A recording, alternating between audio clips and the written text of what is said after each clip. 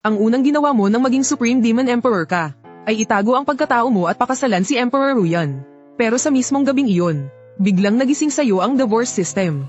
Kapag nakipaghiwalay ka, makukuha niya ang kalahati ng kapangyarihan mo. Pero makakatanggap ka ng 10,000 beses na kapalit, at magiging walang tatalo sa'yo sa buong mundo. Pero ang hindi alam ng system, ay sawang-sawa ka na sa pagpatay. Gusto mo na lang mamuhay ng payapa ngayon. Lumipas ang 1,000 taon. Hindi mo inakala na sa mismong araw na itatanghal na Empress ang asawa mo. Bigla siyang nakipaghiwalay sa'yo sa harap ng lahat. Bigyan mo ako ng dahilan. Patawad, kasalanan ko to. Ngayon, nagising na ang aking walang dungis na katayuan. Kung gusto kong mas lumakas pa, kailangan kong putulin ang lahat ng ating emosyonal na ugnayan. Pagkasabi niyan, ipinikit ni Leo Ruyan ang kanyang mga mata. Hindi makatingin sa'yo ng diretso. Nang marinig mo yun, pakiramdam mo ay isa itong malaking kalokohan. Sa pagitan ng kapangyarihan, sa'yo, at sa anak ninyo, ang pinili pa rin ng asawa mo ay kapangyarihan. Nang mga oras na iyon, biglang nagsalita ng seryoso ang master ni Leo Ruyan na si Lin Qingshui. Ruyan, hindi ka na pwedeng magsayang pa ng oras. Malapit nang mabuo ang iyong Emperor's Aura. Kapag naapektuhan yan, hindi niya maaabot ang pinakamataas na antas. Hindi pa man natatapos ang kanyang sinasabi, bigla na lang naramdaman ni Lin Qingshui ang isang nakakapangilabot na killing intent na nakatutok sa kanya. Sa sobrang bilis, tumingin siya sa taong nagpapakilabot sa buo niyang katawan. Ito pala yung ikaw na hindi pa man lang umaabot sa Emperor Realm. Sa sandaling iyon, agad na nagsalita si Leo Ruyan na may halong pagmamakaawa. Parang awa mo na, para sa pinagsamahan natin sa lahat ng mga taon. Palayain mo na ako. Tinitigil mong mabuti si Leo Ruyan. At biglang ginamit ang iyong Emperor's Will para sa pilitang kumonekta kay Leo Ruyan. Sa loob ng kanyang Sea of Consciousness, sabihin mo sa akin kung may pumipilit ba sa'yo. Ito na ang huli mong pagpupumiglas. Lubos na nagulat si Leo Ruyan. Nakaabot na siya sa antas ng dakilang emperador. Tanging ang isang taong mas malakas ng maraming beses sa kanya. Tumingin si Leo Ruyan na may di makapaniwalang ekspresyon sa sarili niyang asawa, ngunit sa sumunod na sandali, muling tumatag ang kanyang tingin. Walang dapat pagsisihan. Ang mga tingin mo ay naging napakalamig. Kung gayon, hangad ko ang isang magandang kinabukasan para sa'yo. Pagkatapos ay iwinasiwas mo ang iyong braso. Ang tatak ng langit mula noong sila'y naging mag-asawa ay biglang sumabog. Sa sandaling ito, biglang nag-abiso ang system, binabati kita, host, sa matagumpay na diborsyo. Sa kanilang pinagsamang lakas, ang lakas ni Leo Ruyan ay halos baliwala. Agad na mababawasan ng halos kalahati ang lakas ng host. Sa isang iglap, nawala ang kalahati ng iyong lakas. Samantalang ang lakas ni Leo Ruyan ay direktang mula sa pagiging baguhan sa antas ng dakilang emperador, ay biglang umangat sa ikatlong yugto nito. Nang makita ito ni Lin Qingshui, natulala siya. Isang pambihirang kapangyarihan ito'y isang pambihirang kapangyarihan. Hahaha, tama nga, ang pag-abot sa tronong walang dungis ng emperador ay nangangailangan ng pagtalikod sa lahat ng damdamin at pagnanasa. Talagang tama ang naging desisyon na maghiwalay. System, matagumpay na naibalik ang 1,000,000 beses na lakas. Ngunit dahil ang 1,000,000 beses ng kalahati ng lakas ng host ay sadyang napakadelikado. Pansamantala itong itatabi ng system sa dagat ng kamalayan ng host. Kung gaano karami ang kailangan gamitin ng host, ay kusa niya lang itong ilalabas para gamitin. Paalala, ang mundong ito. Kung hindi, ang mundong ito ay guguho. Kaya mag-ingat sa paggamit nito. Huwag mong aksidenteng mapatay ang lahat ng tao sa buong mundo, ha? Habang tinitingnan ang mga abiso mula sa system, hindi ka talaga makaramdam ng saya.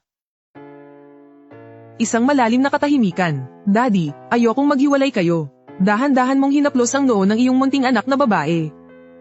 Huwag kang mag-alala, palaging mamahalin ka ni Daddy. Ang ikaw ngayon, sa mga anak ko na lang maibibigay ang lahat ng aking paglalamang. At sa mga sandaling ito, alam ni Leo Ruyan ang tungkol sa trono ng emperador. Kailangan lang talikuran ng pag-iibigan. Kailangan niyang ipaglaban ang mga bata.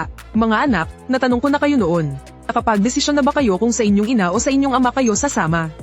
Si Lu Zishan ay mahigpit nang nakakuyom ang mga kamao. Nang makitang hindi natitinag ang mga bata, naglabas si Lin Qingshui ng isang sable at isang espada.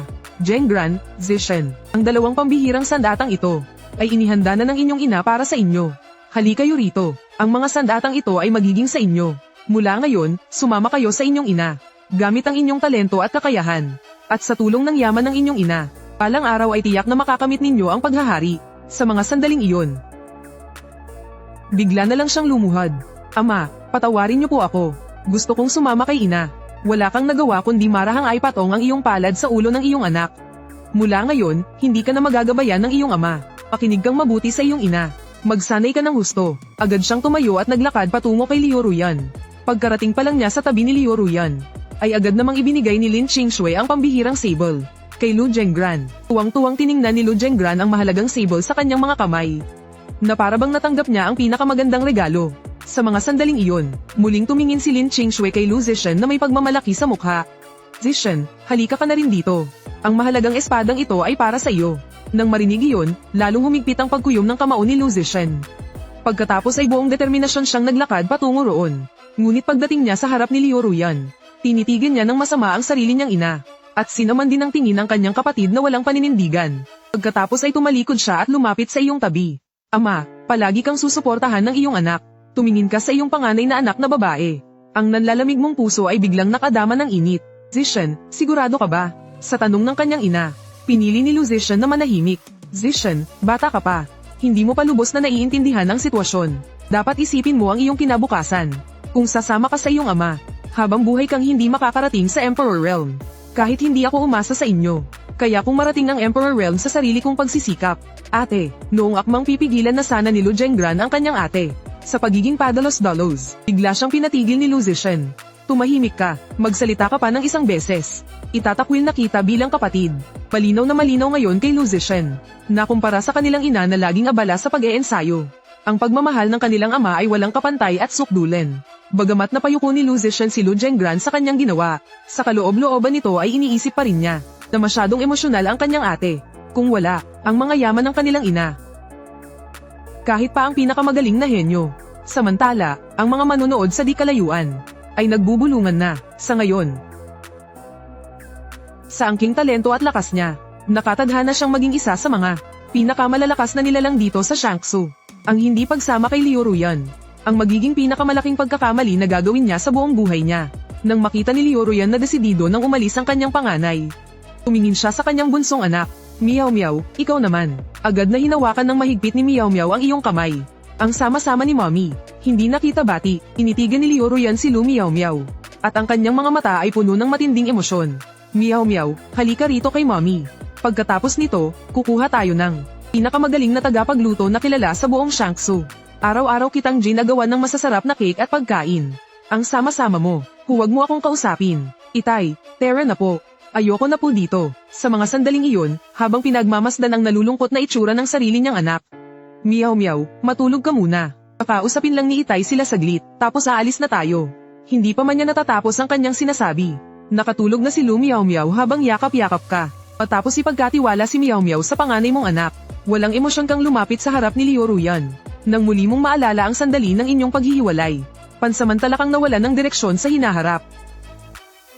Isang bagong landas ang muling lumitaw sa iyong harapan.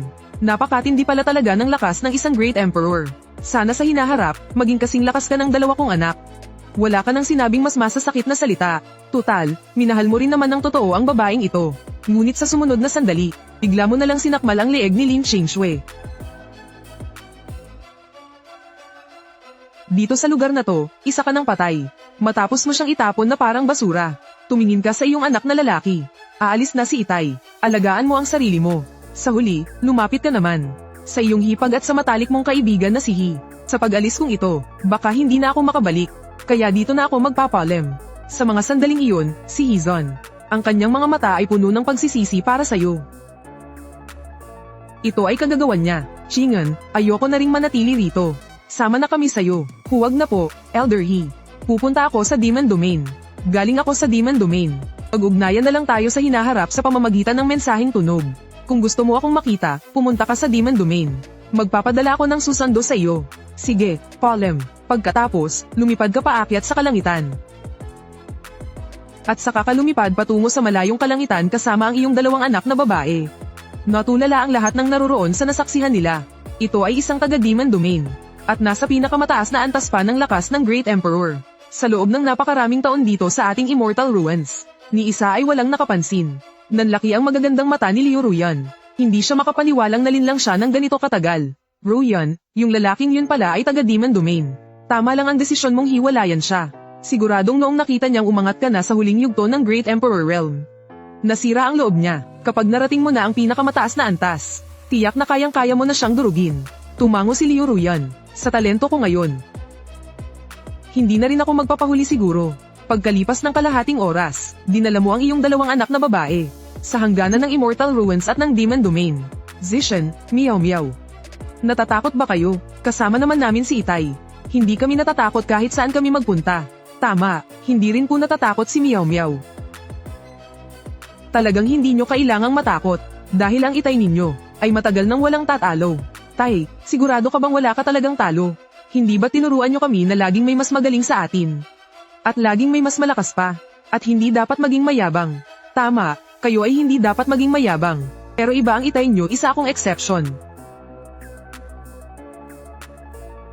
Ang kapal naman ng mukha ni Itay. Haha, medyo may punto si Itay. Pero konti lang, ha? Pinanood mo ang iyong dalawang anak na masayang tumatawa. At ang lahat ng lungkot sa iyong puso ay biglang naglaho. Sige na, tara na. Dadalhin kayo ni Itay para mag-ikot sa Demon Domain. Itay, maraming masasarap na pagkain ba doon sa Demon Domain? Oo, maraming masasarap doon. May kakilala akong isang matandang demonyo roon. Napakasarap niyang magluto, pero bago tayo pumunta doon, dadalhin ko muna kayo sa isang lugar. Ilang sandali pa, isinama mo ang dalawa mong anak na babae. Sa isang lugar sa ilalim ng lupa. Itay, nasaan po tayo? Ito ang dati kong taguan ng kayamanan sa Demon Realm. Hindi ba't nakakuha si Zingran ng isang walang kapantay na espada kanina? Ngayon, ibibigay sa inyo ni Itay ang mga dati kong sandata. Pagkasabi nyon, sumigaw ka sa iyong paligid. Xiao Hizi, saan ka nagpunta? Pinabantayan ko sa iyo ang lugar na to. Kanina pa ako rito, pero ni anino mo hindi ko makita. Sa huli, bumigkas ka ng isang orasayon. Sa isang iglap, isang mahabang espada at isang set ng itim na baluti. Ang lumitaw mula sa lava. Ang set ng kagamitang ito. Ang iyong Blood Slaughter Battle Armor na ginamit mo noon para pagharian ang Demon Realm. Oras na para muli kayong masilayan ng liwanag. Pagkatapos, kumislap ang espada. At lumapag sa iyong kamay. Zishan, ang walang kapantay na espadang ito ay tinatawag na Nine Domains Trial Immortal Sword. Pero mas gusto ko itong tawagin sa dati nitong pangalan, ang Cao Jianchou. Ngayong araw, ibibigay ko sa iyo ang espadang ito. Pagkatapos, muli mong kinausap ang espada. Cao Jianchou, ito ang pinakamamahal kong anak. Mula ngayon, kailangan mong pagsilbihan ng mabuti ang anak ko, naiintindihan mo ba? Umugang ang espada ng isang beses. Tila ba sumasang-ayon ito? Pagkatapos, sinenyasan mo si Lu Zishan na kunin ang espada. Tay, hindi po masyadong mahalaga ang espadang ito. Hindi ko po ito matatanggap. Isa pa, sa kasalukuyan kong lakas at kapangyarihan. Hindi ako karapat-dapat para sa espadang ito. Nagulat siya dahil sa aura ng espada. Zishan, huwag kang mag-alala. Sapat nang ikaw ang anak ko. At nananalaytay sa iyo ang dugo ko. May mga bagay lang na hindi mo magugustuhan. Mahinang napatawa si Lu Zishan. Kahit na astig pakinggan ang sinasabi mo. Sa totoo lang, medyo nakakatawa pa rin para sa akin. Anong ibig mong sabihin? Kung ganun, kailangan ninyong masanay sa mga darating na araw. Dahil nandito na tayo sa Demon Realm. Mas malupit kasi rito. Kaya may ibibigay si Itay sa inyo. Sige na, agad mong inilagay ang espada sa kamay ng panganay mong anak. Pagkatapos, tumingin ka naman sa bunsong anak mong si Lu Meow Meow. Meow Meow, may magandang bagay din si Itay para sa'yo. Biglang naging tubig ang baluti. At lumapit sa tabi ni Meow Meow. Para kay Meow Meow po ba to? Ang pangit naman yan. Nang marinig ng baluti ang salitang pangit, agad itong nanginig. Hindi mo mapigil ang matawan ng bahagya. Blood Slaughter Armor, narinig mo ba yun? Ayaw ng anak ko sa itsura mo ngayon. Magbago ka nga, yung itsurang magugustuhan ng bata. Agad itong naging isang kulay rosas na baluti. Agad na nabighani si Lu Meow Meow. Agad mong binigyan ng thumbs up ang Blood Slaughter Armor. Meow Meow, gusto mo na ba ngayon? Gusto ko po, sobrang gusto. Mabuti kung ganun. Sa susunod, pwede mo rin siyang kausapin. Palitan ng kulay niya sa kahit anong gusto mo. Pwede mo rin siyang gawing invisible. Pwede ring lumaki o lumiit. Wow, ganun po siya kasaya. HMM, iisip ako ng pangalan. Nakita siyang kinakagat ang daliri. Habang nag-iisip sandali, alam ko na, tatawagin ko siyang Donut. Pagkasabi niya noon, umiyak sa sama ng loob ang Blood Slaughter Armor. Nang makita ito, agad mong tinapak ng isang kamay ang Blood Slaughter Armor. Narinig mo, mula ngayon, Donut na ang pangalan mo. Sa sumunod na sandali, agad namang tumawa ang Blood Slaughter Armor. Meow Meow, tingnan mo, mukhang gusto niya ang pangalan na yon. Oo nga no, si Lu Zishan naman ay bigla na lang natahimik. Pagkatapos, mula sa lava, ilabas mo ang iba't ibang magic crystals na magagamit sa pagpapalakas. Noong akma ka nang aalis. Noon, inutusan mo siyang bantayan ang lugar na ito hanggang kamatayan. Ang iniisip ko pa naman sana. Pagkaalis sa kailaliman ng lupa, dinala mo ang dalawa mong anak na babae sa lungsod ng Molen. Dahil may isang matandang hakluban dito. Ang demonic arts na pinaprakti niya ay tila akma sa pangangatawan ng mga anak mo. Sa pangunahing kalsada ng lungsod ng Molen, puno ng pagkamangha ang mukha ni Luzician. Iba pala ang mga syudad dito sa Demon Realm sa inaakala ko. Akala ko magulo ang mga syudad dito. Puro patayan at awayan kung saan-saan. Sa totoo lang, iba lang talaga ang sistema ng pagpapalakas nila dito. Pero sa mga sandaling iyon, biglang sumigaw si Luzician habang nakatingin sa langit. Itay, tingnan mo, may naglalaban sa langit. Sa mga sandaling ito, sa kalangitan, may ilang lalaking may masasamang ngiti, na nakapalibot sa isang babaeng nakapulang bestida. Boss, kailangan nating makuha ang babaeng yan. Magkakasiyahan tayong lahat ngayong gabi. Pangalawa lang ang kasiyahan. Ang importante ay yung mga bagay na dala niya. Pero maganda nga talaga ang babaeng to. Yung mga lalaking yun, mukhang may masamang balak sila sa babae. Bakit? Gusto mo siyang tulungan? Alam na alam mong, ay pagkamatuwid ang kalooban ng anak mo. Siguro wag na lang akong makialam. Huwag ka nang mag-isip ng ganyan. Nandito si Itay, ako ang bahala sa'yo. Pero, ang kapangyarihan ko ngayon ay nasa level na ng Immortal Void. Sa oras na kumilos ako, baka pagtulungan ako ng mga taga-Demon Realm. Kalmado ang ekspresyon mo. Kahit ilan pa sila, uubusin sila ni Itay. Ikaw na ang bahala, huwag kang mag-alala sa kahit anong problema. Nang marinig niya ito, hindi na nagatubili pa si Luzician. Itay, aalis na po ako. Magandang pagkakataon to para subukan ang bago mong sandata. Pagkatapos, sa isang iglap ay naglaho si Luzician. At lumitaw sa tabi ng babaeng nakapulang bestida. Kaibigan, narito ako para tulungan ka. Pagkasabi niyon, agad siyang humataw ng kanyang espada. Sa isang kislap ng kidlat, isang lalaki mula sa Demon Domain ang agad na bumulagta. Nang makita ito ng apat niyang kasama, agad silang naging alerto. Mukhang yan ang ikasampung antas na pambihirang espada. Lintik, magkakampi sila. Mali, hindi demonic energy ang ginagamit ng babaeng yan, kundi spiritual energy. Taga-immortal ruins siya. Nang marinig ito ng babaeng nakapula, agad siyang nawalan ng pag-asa. Kanina lang, masaya pa siya dahil may tumulong sa kanya. Pero sa sumunod na saglit, naintindihan niyang walang himalang kusang dumarating. Ngunit sa mga sandaling ito, habang tinitingnan ni Luzician ang banal na sandata sa kanyang kamay, ganap siyang natulala. Pareho lang naman silang nasa God Transformation stage. Pero nagawa niya itong patayin sa isang simpleng hataw lang. Mga kasama, may isang taga-immortal ruins na nakapasok sa ating Demon Domain. At naglakas loob pa siyang pumatay ng isa sa atin. Bukod pa riyan, may hawak siyang isang ikasampung antas na espada. Pagtulungan natin siyang patayin. Kung sino ang karapat-dapat, siya ang makakakuha ng espada. Hindi pa man natatapos ang kanyang pagsasalita, marami nang mula sa Demon Domain ang sumugod. Pero nanatiling kalmado si Luzician at nagpadala sa iyo ng mensahe gamit ang isip. Itay, lahat sila ay mga cultivator na hindi pa lampas sa God Transformation Realm. Kaya ko sila. Sige, ilabas mo lang ang buong lakas mo. Hindi ka naman nag-aalala na mapapahamak ang iyong anak, dahil ang lahat ay nasa ilalim ng iyong kontrol. At dahil doon, sinimulan ni Luzician na labanan ng grupo. Gayunpaman, habang pinapanood niya si Luzician na pinagtutulungan, labis na naguguluhan ang kanyang kalooban. Ito na ang pinakamagandang pagkakataon para tumakas. Pero matapos ang ilang sandali ng pag-aalinlangan, nagtiimbagang siya, at nagpas siyang lumaban. Pagkatapos, sumugod na rin ang babaeng nakapulang bestida. Sinulyapan mo ang babaeng nakapula. Di na masama, may prinsipyo pala. Hindi basta-basta tumalikod para tumakas. Teka, bakit parang may pamilyar na aura ang babaeng to? Pero sa mismong sandaling iyon, isang masamang boses ang umalingaw-ngaw. Isang nilalang mula sa lahi ng mga immortal. Isang ikasampung antas na sagradong espada. Hindi ko inaasahan sa pagpunta ko rito, na ang isang tulad ko ay magkakaroon ng ganitong pambihirang pagkakataon. Hey Ineng, ibigay mo sa akin ang espada ko. Nako, isang dalubhasa mula sa level ng Saint King. Dahil nandito ang isang tulad niya, wala na tayong pag-asang makuha ang espadang yan. Munting bata mula sa Great Emperor Realm, bulag ka ba talaga? Senior, sige po, ipagpatuloy nyo lang.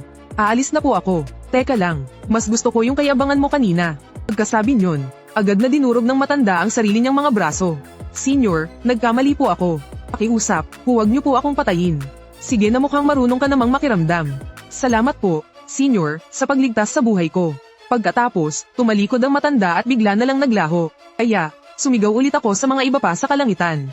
Ipagpatuloy niyo lang ang ginagawa niyo. Huwag niyo akong pansinin. Naisip ni Luzician, ganito pala kasarap ang pakiramdam ng may amang isang Great Emperor. Pero, hindi mga hanggal ang mga taga-Demon Domain na naruroon. Mabilis silang tumalikod para tumakas. Nang makita ito, bahagya mo lang iwinasiwas ang iyong braso. Isang harang ang kumulong sa buong lugar, na nagsara sa buong kalangitan. Lagot, desperadong inatake ng grupo ang harang. Pero sa huli, wala itong naging epekto. Pagkalipas ng 2 minuto at kalahati, Ang mga lumipad sa kalangitan kanina, at sumugod kay Lu Zishen, ay naging mga kaluluwang ligaw na sa ilalim ng kanilang mga espada. Agad namang lumapit si Lu Zishen sa tabi mo. Itay, ang ganda gamitin ng espadang ito. Tumango ka ng may kasiyahan. Habang nag-iisip, kailangan kong tuluyang palitan ng demonic energy ang dati kong lakas. Ang paggamit ng mga pamamaraan mula sa guhong immortal dito sa lupain ng mga demonyo ay masyadong agaw pansin. Subalit, sa sandaling iyon, isang malamig na boses ang narinig mula sa kawalan. Mula sa malayo, naramdaman ko na ang aura ng isang ikasampung antas na espada. Akala ko'y nagkamali lang ako ng pakiramdam. Hindi ko akalain na totoo pala. Haha, mukhang hindi nasayang ang pagpunta ko rito. Teka, mga taga Xing Zong. Sa iyong isipan, biglang lumitaw ang imahe ng isang mortal na kaaway. Naaalala mo, na noon ay pinaslang mo ang lahat ng mga emperor level na mandirigma ng Xing Zong. Hindi mo inaasahan na pagkatapos ng mahigit 1,000 taon, ang Xing Zong ay muling nagkaroon ng isang Great Emperor. Pero tamang-tama ang pagdating niya. Talaga ba? Kung hindi ako nagkakamali, may isa ring nagsabi ng ganyan kanina. Tapos tumakbo siyang nakabahag ang buntot. Naghahanap ka ng kamatayan. Mukhang dahil sa matagal na pananahimik ng Xing Zong. Marami na sa lupain ng mga demonyo ang hindi na nakakaalam kung gaano kami kalakas noon. Kung gayon, ngayon, gagamitin kita para ipaalam sa buong mundo na ang Xing Zong, sa rurok ng kapangyarihan nito, ay nagbalik na. Napakaganda naman yan. Hindi lang espada ko ang gusto mong agawin. Pati linya ko, inagaw mo rin. Mukhang kailangan pang magpahinga ulit ng Xing Zong ninyo sa ilalim ng lupa. Hindi mo pa man natatapos ang iyong sinasabi. Ang mandirigma mula sa Xing Zong na kanina'y may malamig pang ngisi sa mukha, ay hawak-hawak mo na ng mahigpit sa leeg. Nang matuklasan niya, na hindi niya kayang makawala sa iyong kontrol kahit anong gawin niya. Hindi ito posible. Nagkataon lang, yan din ang mga huling salita ng ninuno ninyo bago siya mamatay. Parehong-pareho sa sinabi mo. Mukhang nagkakaintindihan talaga kayong mga tagalahi ng Xing Zong. Pagkasabi niyon, sa katawan ng dalubhasa mula sa Xing Zong. Sa isang iglap, naging abo na lamang siya. Ang babaeng nakapulang bestida, ay tulalang pinanood ang lahat ng nangyari sa kanyang harapan. Ano yun kanina? Itim na apoy ba yun? Nagawa niyang patayin agad ang isang dalubhasa na nasa kalagitnaan ng antas ng dakilang emperador. Sa mga sandaling iyon, nakabalik ka na sa tabi ng iyong bunsong anak. Meow, natatakot ka ba? Hindi po sa katunayan, ang galing-galing ni Daddy kanina. Habang tinitingnan ang iyong bunsong anak, naisip mo, itong munting prinsesa ko. Mukhang may ibubuga talaga, hindi maipagkakailang dugot laman kita. Ngunit sa mga sandaling iyon, biglang lumitaw sa kalangitan ang nakakatakot na mga ulap ng kulog. Kasunod nito'y umalingaw-ngaw ang isang napakalakas na boses ng isang matanda. Sino ang nag-iingay sa lungsod na ito? Mga walang galang sa kamatayan. Isang nakakapangilabot na puwersa ang bumuhos mula sa itaas. Ang Panginoon ng lungsod, siya mismo ang dumating. Nako, lagot na ang taong yan. Anong ibig mong sabihin? Ang Panginoon ng lungsod ng Molen ay isa sa mga pinakamalalakas na nilalang sa Demon Domain. Nasa tuktok na siya ng antas ng dakilang emperador. Samantala, ikaw, ay bahagyang napangisi, mahilig pa ring magpasikat ang matandang to. Kasunod nito, isang anino ng tao ang dahan-daang lumitaw sa kalangitan. Sinong langgam to? Magpakilala ka, ako ang lolo mo. Bumaba ka na rito at batiin mo ko. Walang hiya ka, ang lakas ng loob mo. Eka, namamalik mata lang ba ako? At pagkatapos marinig ang boses na iyon, ang lahat ng mabigat na puwersa at mga ulap ng kulog kanina. Sa isang iglap, naglahong lahat. Sa sumunod na sandali, ang aninong iyon ay nasa tabi mo na. Ahaha, ikaw nga talaga, loko ka. Saan ka ba nagsusuot nitong mga nakaraang taon? Alam mo bang halos mabaliw na ako kakahanap sa'yo? Meow, tingnan mo. Ito yung sinasabi ko sa'yo. Yung matandang demonyo na masarap magluto. Tumingin si Meow sa matandang demonyo. Biglang nagningning ang kanyang mga mata. Habang ang matandang demonyo naman ay tulala. Hindi teka, anak mo to. Aba, kaya naman pala hindi kita mahanap dito sa Demon Domain. Diretso kang lumapit at sinipa ang matandang demonyo. Hayop kang matanda ka. Kung hindi ka marunong magsalita, manahimik ka na lang. Pero, hindi man lang nagalit si Xiao Qingyi. Sa halip, naramdaman niya yung pamilyar na pakiramdam. Nagbalik na. Sa pagbabalik kong ito, hindi na ako aalis. Tulungan mo muna akong maghanap ng lugar na matutuluyan. Balak ko munang manatili rito sa lugar mo. Sige. Huwag ka nang babawi, ha? Simula noong umalis ka sa Demon Domain, wala man lang akong makausap. Ang ayos na ngayon, hindi lang kayo titira dito sa kin. May dala ka pang 2 napaka-cute at magagandang anak. Magiging masaya na ulit dito sa pagdating ninyo. Bigla, may naalala ka. Bumaba ka. Hindi na nakapag-isip pa ang babaeng nakapulang bestida. Sa sumunod na segundo, nanginginig siyang lumapit sa harap mo. Anong pangalan mo? Senior Lin, ang buo ko pong pangalan ay Sun Minzy. Nang marinig mo ang apelyidong Sun, Mayroon ka bang mapupuntahan? Unang beses ng anak ko rito sa Demon Domain. Marami pa siyang hindi alam tungkol sa lugar na ito. Magkasing edad lang kayo. Kailangan kita. Mamaya, ilibat mo siya para masanay siya rito. Tumingin si Sun Minzy kay Lu Zishan. Para siyang nakasungkit ng isang pagkakataong kaloob ng tadhana. Dali-dali siyang tumango. Sige, mula ngayon, sumama ka na sa amin. Ilang sandali pa. Buong pagmamalaking sinabi ni Xiao Qingyi. Anong masasabi mo sa lugar na to? Karaniwan, ako lang ang mag-isang nakatira rito. Ngayong nandito ka na, sayo na to. Tinitigin mo ang pamilyar na bakuran. At napakunot ang iyong noo. Sigurado ka bang sayo tong bakuran? Haha, wala akong magawa. Nasanay kasi ako sa lugar mo dati. Kaya kinopya ko na lang. Napangiti ka na lang. Sakto namang. Hinawakan ni Lu Miao-miao ang kumakalam niyang tiyan. Tatay, medyo gutom na po ako. Tumingin ka kay Xiao Qingyi. Oras na para ipakita mo ang tunay mong galing. Haha, sa wakas, maipapakita ko na rin ang galing ko. Miao-miao, ihahanda na ni Lolo Xiao ang mga sangkap. Pagkasabi noon, bigla na lang naglaho si Xiao Qingyi. Ngunit sa sumunod na segundo, hawak-hawak niya ang isang dambuhalang halimaw na sinlaki ng buong bakuran, na lumitaw sa himpapawid.